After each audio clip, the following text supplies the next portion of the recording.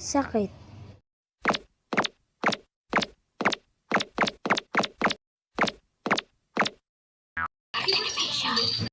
Ako talaga yung tipong pag nagkaroon ng sakit, ay mabilis lang din gumaling. Kasi sa aming magkakapatid, ako lang yung hindi pa nakapunta sa ospital. Ako hindi pa nagkakasakit kasi healthy ako eh. Di ikaw na healthy. Bida-bida ka rin eh. Joke lang. Pero minsan, gusto ko rin naman kapag nagkakasakit ako.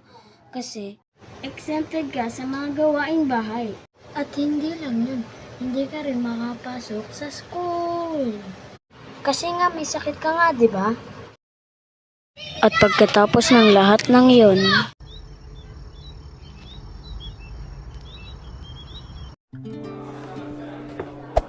Uy pre, ba't absent ka kahapon? Anyari? Uy pre, ba't absent ka kahapon? Nagpa-exam si ma'am 1 to 1,000 pero open notes naman daw kaya okay lang. A few moments later.